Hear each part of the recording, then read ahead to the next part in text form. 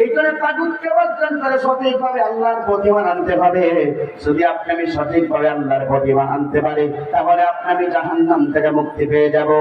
আমার বন্ধুরা, তাহলে লক্ষ্য করুন, 1 নম্বর পয়েন্ট হলো জীবন ব্যবস্থা ইসলাম থাকলে আপনি জাহান্নাম থেকে মুক্তি পেয়ে যাবেন। আর জীবন ব্যবস্থা ইসলাম না থাকলে নামাজ রোজা হজ যাকাত করার পরেও মৃত্যুর পরে আপনাকে আমাকে জাহান্নামে যাওয়া লাগবে। কথা বলুন, ঠিক না বেঠিক? সুবজুগে প্রত্যেকটা নবী এবং রাসূল এই দিনের কার্যক্রম করেছেন, এই দিন প্রতিষ্ঠার জন্য আন্দোলন করেছে। আমার বন্ধুরা, একটু লক্ষ্য করুন, তাহলে পৃথিবীর প্রথম রাসূল নাম তার ছিল নূহ আলাইহিস সালাতু ওয়াস সালাম। তিনি দিনের দাওয়াত দিয়েছিলেন, সাথীরা সূত্র করতে পারলো না। 950 বছর তিনি দিনের দাওয়াত দিয়েছিল, 80 সংখ্যক লোকরা ইসলাম কবুল করেছিল। কিন্তু হঠাৎ করে নূহ আলাইহিস সালাতু ওয়াস সালাম দিনের দাওয়াত দেওয়ার জন্য এমন একটি বাজারে চলে গেলেন।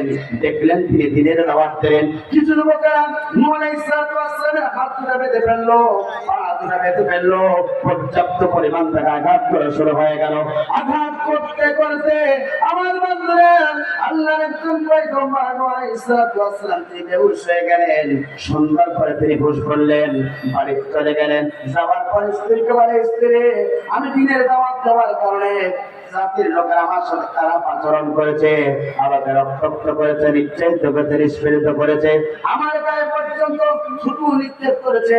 ও আমার স্ত্রী, তুমি একটিবারের জন্য আমাকে সাহায্য করো, তুমি আমার পাশে দাঁড়িয়ে দাও।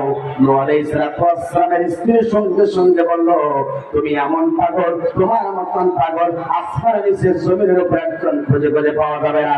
একবার জোরে জোরে বলেন নাউজুবিল্লাহ। এই পৃথিবীতে 2 জন পয়গম্বরের স্ত্রী যারা জাহান্নামে যাবে, তার অন্যতম হচ্ছে নূহ আলাইহিস সালাতু ওয়াস সালামের স্ত্রী, আরেকজন হচ্ছে লূত আলাইহিস সালাতু ওয়াস সালামের স্ত্রী। আমার বন্ধুরা, কারণ শেষ নাই, মিল্লাত আবিকুম ইব্রাহিম ওয়া সাম্মাকুমুল মুসলিমিন। মুসলিম জাতির পিতার নাম কি? জোরে বলেন, হাত তোলেন সকলে। মিল্লাত আবিকুম ইব্রাহিম ওয়া সাম্মাকুমুল মুসলিমিন। মুসলমানদের মুসলিম জাতির পিতার নাম ইব্রাহিম আলাইহিস সালাতু ওয়াস সালাম। কথা বলুন, ঠিক না বেঠিক? যারা জাতির পিতা, মুসলিম জাতির পিতা ইব্রাহিম আলাইহিস সালাতু ওয়াস সালামকে মানবে, তারাই মৃত্যুর পরে জাহান্নাম থেকে বেঁচে যাবে। আর স্পষ্ট কথা হলো আল্লাহর কোরআনের কথা, যারা এই দুনিয়াতে মুসলিম জাতির পিতা ইব্রাহিম আলাইহিস সালাতু ওয়াস সালামকে বাদ দিয়ে যারা অন্য কোনো মানুষের পিতাকে যারা জাতির পিতা মানবে, আল্লাহর কোরআনের কথা বলছে ওদের ঈমান থাকবে না, বেঈমান হয়ে যাবে। আর কোন বেঈমান আল্লাহ জান্নাতে প্রবেশ করতে পারবে না। মুসলিম জাতির পিতা ইব্রাহিম আলাইহিস সালাতু ওয়াস সালাম রূহানির সন্তানদেরকে রক্ষা করে বলতে চাই, আল্লাহর জমিনে যতদিন বাঁচবে মুসলিম জাতির পিতা ইব্রাহিম ছাড়া কেউ অন্য কাউকে মানতে পারে না। কথা বলো, ঠিক হবে। সুতরাং ইমানের সমস্যা, কথা বলো, ঠিক না বেঠিক? সেই মুসলিম জাতির পিতা ইব্রাহিম আলাইহিস সালাতু ওয়াস সালাম তিনি দিনের দাওয়াত দিলেন। আমার বন্ধুরা, নমরুদ চেপে গেল, নমরুদ তার বিরোধিতা করা শুরু করে দিল। নমরুদ তাকে অন্যায় ভাবে গ্রেফতার করে আগুনের কুণ্ডলের ভিতরে ফেলানো হলো। আগুনের কুণ্ডলের ভিতরে ফেলানো হলো। সঙ্গে সঙ্গে আল্লাহর পক্ষ থেকে জিবরাইল আলাইহিস সালাতু ওয়াস সালাম চলে আসলেন। এসে সঙ্গে সঙ্গে মুসলিম জাতির পিতা ইব্রাহিমকে বললেন, ও মুসলিম জাতির পিতা ইব্রাহিম, তুমি আমার কাছে সাহায্য চাও। আমার 2টা ডানা আছে, যদি একটা মেরে দেই আগুন ঠান্ডা হয়ে যাবে। মুসলিম জাতির পিতা ইব্রাহিম আলাইহিস সালাতু ওয়াস সালাম বলেছিল, আমার আল্লাহ কানা না, আমার আল্লাহ দেখছে। যদি আমার আল্লাহ যদি আমাকে আগুনের ভিতরে ফেলিয়ে আমার জীবনটাকে কয়লা করে ফেলায়, আমি ইব্রাহিম আল্লাহর জন্য আমি করতে প্রস্তুত আছি। একবার জোরে জোরে বলুন আল্লাহু আকবার। ইব্রাহিমের রূহানি সন্তানগুলো একই বক্তব্য। ইসলামের পথে চলতে গিয়ে যদি হাসতে হাসতে ফকির মঞ্চে দেওয়া লাগে, এই দুনিয়ার কোন জালিম শয়তানের কাছে ইব্রাহিমের রূহানি সন্তান পর্যন্ত মাথা নত করে নাই, ভবিষ্যতেও করবে না, কিয়ামত পর্যন্ত করবে না। কথা বলেন, ঠিক না বেঠিক? আমার বন্ধুরা, মাথা নত করলেন না, জিবরাইল আলাইহিস সালাতু ওয়াস সালামকে সাহায্য চাইলেন না, চলে গেলেন জিবরাইল আল্লাহর কাছে। আল্লাহ খুশি হয়ে গেলেন। সঙ্গে সঙ্গে জিবরাইলকে বললেন, আগুন কড়াল করলেন, আগুন শুনে রাখো, তুমি আমার বন্ধু খলিল ইব্রাহিমের জন্য আগুন তুমি ঠান্ডা হয়ে দাও। একবার জোরে জোরে বলুন আল্লাহু আকবার। আগুন ঠান্ডা হয়ে গেল। মুসলিম জাতির বিধান, ইব্রাহিম আলাইহিস সালাম আগুনের ভিতরে খেলাধুলা করে। কিছুক্ষণ পরে নমরুদ চলে আসে আগুনের কাছে, এসে আগুনকে জিজ্ঞাসা করে, আগুন মনে হয় তোমার তেজ ঠান্ডা, তোমার আগুন মনে হয় তোমার আগুনের তেজ ঠান্ডা হয়ে গেছে, তুমি কেন আমার চিরশত্রু ইব্রাহিমকে তুমি কেন আগুনকে পড়াও না?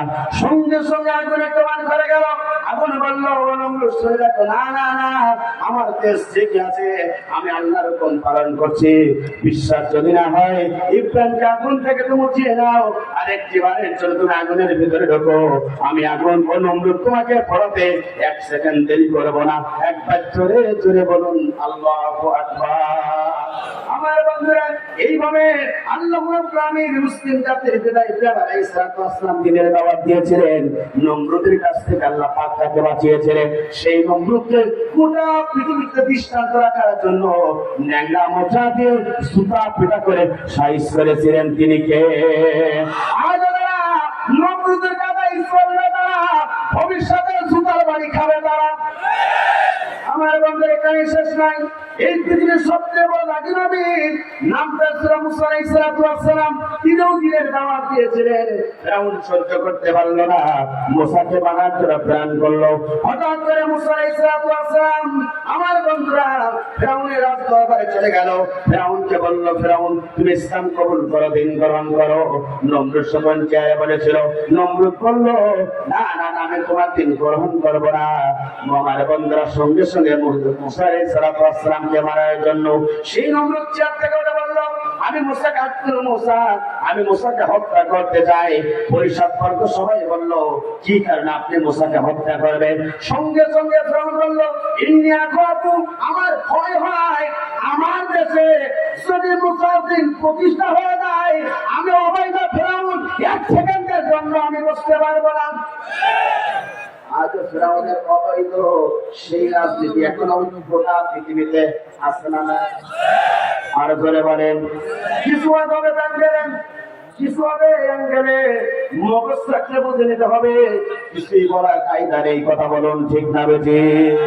আরে মোল্লা ধরে না, ধরলে মোল্লা চলে না, সবাই ধরে বারবার, মোল্লারা ধরে একবার। এই মোল্লা যাদেরকে ধরেছে জানাজার নামাজ তাদের পড়াই লেগেছে, কথা বলুন ঠিক না বেশি? বাংলার মুসলমান পরে আল্লাহ না ফরমান, বিপদে যখন পড়ে ফেলাই চোখের পানি। আল্লাহ তাই করা যায় কত সিটিং বাস্তাল, আসমানের মালিক আমি জানি, কথা বলুন ঠিক না বেশি? আমার বন্ধুরা ফিরআউন খেপে গেল, মুসাকে মারার জন্য নিয়ে গেল নীল নদের প্রান্তরে। মুসাকে মারার জন্য নীল নদের প্রান্তে নিয়ে গেল। মুসা আলাইহিস সালাম একবার পিছনে তাকায়, একবার সামনে তাকায়। আল্লাহকে বলে, আল্লাহ পিছনে আছে ফিরআউন, সামনে আছে পানি, এখন আমি কি করব? আল্লাহ পাক মুসাকে অর্ডার করলেন, মুসা তোমার হাতে আছে আর লাঠি, মেরে দাও একটা বাড়ি। আল্লাহ পাক সঙ্গে সঙ্গে মুসা আলাইহিস সালামের যখন এই ঘোষণা দিলেন, মুসা একটা বাড়ি দিলেন। 12টা রাস্তা হয়ে গেল। 12টা সম্প্রদায় নিয়ে মুসা আলাইহিস সালাম নিরাপদে যখন চলে যাচ্ছে, হঠাৎ করে রাস্তায় বলে গেল ফিরআউন। ফিরআউন বলল, মুসা কোথায় যাবা? যাবার জায়গা নেই, তোমাকে আজকে শেষ করে দেবো পৃথিবীর মাঝ থেকে। আল্লাহ পাক বলেন, মুসার পেছনে দৌড়া, ফিরআউন তোকে সুপনের জন্য সামনে নিয়ে যাব, কথা বলুন ঠিক না বেশি? আজ মুসার বিষয় আছে সামনে, ফিরআউন আছে পিছনে। আল্লাহ পাক বলেন, তোরা দৌড়া, ফিরআউনের একটু মারার সুযোগ দিচ্ছি, ওদেরকে এমন কায়দায় সাইজ করবো পৃথিবীর কেউ না জানবে, আমি রব্বুল আলামিন জানি, কথা বলুন ঠিক না বেশি? আমার বন্ধুরা মুসা আলাইহিস সালাম রাস্তা পার হয়ে নদী পার হয়ে চলে গেলেন। ফিরআউন আনন্দ করতে করতে তিনি যখন রাস্তার প্রান্তে মাঝখান প্রান্তে চলে গেলেন, আর ফিরআউনের অনুসারীরা কিছু কিছু আলেমদেরকে তারা পৃথিবীর মাঝ থেকে বিদায় গ্রহণ করতে পারলে তারা আনন্দ করে। আমাদের দেশে নাই, জোরে বলেন না কেন? আমার বন্ধুরা মুসা আলাইহিস সালাম পার হয়ে গেলেন। ফিরআউন সঙ্গে সঙ্গে আনন্দিত হয়ে গেল। আল্লাহ রাব্বুল আলামিন রাস্তা একেবারে রাস্তা সব ঠিক হয়ে যা, পানি হয়ে যাও। আমার বন্ধু রাস্তা সব ঠিক হয়ে গেল। পানির ভিতরে আল্লাহ রাব্বুল আলামিন এই পৃথিবীর সবচেয়ে বড় স্বৈরাচার শাসক, নাম তার ছিল ফিরআউন। আল্লাহ পাক তাকে পানিতে চুপিয়ে চুপিয়ে মেরেছিল মুসার বিরোধিতা করার কারণে, কথা বলুন ঠিক না বেশি? বর্তমানে ওই ফিরআউনের কায়দায় চলতে চায়, আল্লাহ পাক তাদেরকে ওই পানিতে আল্লাহ পাক চাইলে তাদেরকে ডুবাতে পারে। আল্লাহ পাক আছে না নাই? আমার বন্ধুরা এইভাবে পৃথিবীতে আরো জালিম স্বৈরাচার ছিল, ইসলাম বিরোধী ছিল, কোরআন বিরোধী ছিল, আল্লাহ পাক তাদেরকে ধ্বংস করেছে। আমার বন্ধুরা, আপনার আমার নবী বিশ্বনবী একই জামানার নবী, তিনিও কালেমার দাওয়াত দিয়েছিল, তিনিও ইসলামের দাওয়াত দিয়েছিল। আবু জাহেলের বাচ্চারা সহ্য করতে পারে নাই, বিশ্বনবীকে মারার জন্য প্ল্যান করেছিল। ইতিহাস প্রমাণ করে আল্লাহ নবী কালেমার দাওয়াত দিল, হঠাৎ করে 2 রাকাত নামাজ পড়ার জন্য কাবার চত্বরে বিশ্বনবী চলে গেল। সবার পরে আমার বন্ধুরা, বিশ্বনবী যখন কাবার চত্বরে নামাজে দাঁড়িয়ে গেল, 7 জন কাবার চত্বরে তারা মিটিং করলো, ষড়যন্ত্র করলো, মুহাম্মদকে বিদায় গ্রহণ করাতে হবে, মুহাম্মদকে বিদায় গ্রহণ করাতে হবে। আজকে মুহাম্মদকে মারার জন্য সবচেয়ে বড় সুবর্ণ সুযোগ। বিশ্বনবী দিনের দাওয়াত, বিশ্বনবী নামাজে দাঁড়িয়ে গেলেন। আবু জেহেল বলল, মুহাম্মদকে মারবে যে, র্যাঙ্কিং পাবে সে। আজ র্যাঙ্কিংয়ের জন্য অসংখ্য আলেমকে দিনের দুপুরে বেলায় পৃথিবীর মাঝে বিদায় গ্রহণ করানো হয়। কথা বলুন ঠিক না বেঠিক? আমার বন্ধুরা, আবু জেহেল যখন এই ঘোষণা দিল, একজন কাফের ছিল, নাম তার ছিল উকবা বিন মুঈত। দীপ্তবন্ধে তোমার নেতাকে দিতে বলতে, নেতাজি আপনি কর্মসূচি দিন, আমরা বাস্তবায়ন করার জন্য চেষ্টা করব। আজ দেখা যায় নেতাজি সামসাদ দৌড় বেশি। কথা বলুন ঠিক না বেশি? নেতাদের বন্ধ করে থাকবে, তোমার অবস্থা কি হবে? আমি এটা একবার প্রশ্ন করো। কথা বলুন ঠিক না ঠিক? আমার বন্ধুরা, বিশ্বনবীকে মারার জন্য গ্রামে মহিলা সোনালি করে নিয়ে আসলেন, পিঠের উপরে চাপিয়ে দিলেন। বিশ্বনবীকে মারার জন্য যখন চাপিয়ে দিলেন, আল্লাহ নবী সিজদা অবস্থায় ছিলেন, সমস্ত নারী বলে রাসূলের পিঠের উপরে। আল্লাহ নবী সিজদা করে গেলেন। আল্লাহ নবী পর্যাপ্ত পরিমাণ কষ্ট হয়, সিজদা থেকে উঠতে পারে না। নবীর পিঠের উপরে আছে, ওঠেন নাই বলে আল্লাহ নবী সিজদা থেকে উঠতে পারে না। চোখ দুটো রক্তিম হয়ে গেল, বুকটা পর্যন্ত শুকিয়ে গেল। আল্লাহ নবীর প্রিয়তম সাহাবী ছিল, এই হাদিসটা তিনি বর্ণনা করেছেন আব্দুল্লাহ ইবনে মাসউদ রাদিয়াল্লাহু তাআলা আনহু। একটা দৌড় দিলেন, চলে গেলেন রাসূলের কলিজার টুকরা ফাতেমার কাছে। ফাতেমা কইলে, ফাতেমা তোমার বাবা কাবার চত্বরে 2 রাকাত নামাজের জন্য দাঁড়িয়ে গেল আল্লাহর সম্মুখে। ওই কাফেররা ষড়যন্ত্র করে তোমার বাবাকে দুনিয়ার মাঝে হত্যার প্ল্যান করে সমস্ত নারী বুড়িগুলো তোমার বাবার পিঠের উপরে চাপাই দেওয়া হয়েছে। কলিজার টুকরা ফাতেমা, তুমি আর দেরি করো না, তুমি তাড়াতাড়ি চলো, তোমার বাবাকে গিয়ে সাহায্য করতে হবে। এই কথা যখন আল্লাহ নবীর প্রিয় সাহাবী আব্দুল্লাহ ইবনে মাসউদ বললেন, সঙ্গে সঙ্গে তিনি তার কলিজার টুকরা ফাতেমা হত্যা করে চলে আসলেন কাবার চত্বরে। এসে দেখলেন বিশ্বনবী সিজদারত অবস্থায়, সমস্ত নারী ভুলি করা বিশ্বনবীর পিঠের উপরে।